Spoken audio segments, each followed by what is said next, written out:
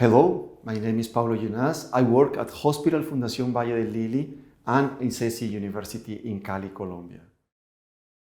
I would like to share with you our experience using the biceps brachii tendon as partial superior capsular reconstruction and augmentation in massive rotator cuff tears cases.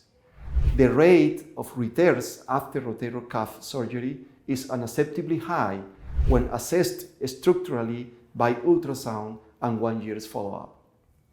Our study evaluated 106 patients divided in two cohorts with the type 3 levels of evidence.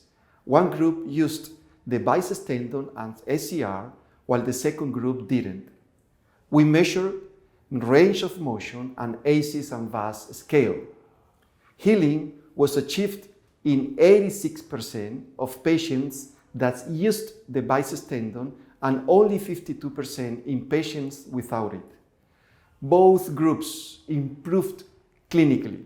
However, there was a significant difference in favor of the group using the biceps tendon. In conclusion, biceps is an excellent option that should be used in patients with massive rotator cuff tear or partial superior capsular reconstruction and augmentation. Thank you very much.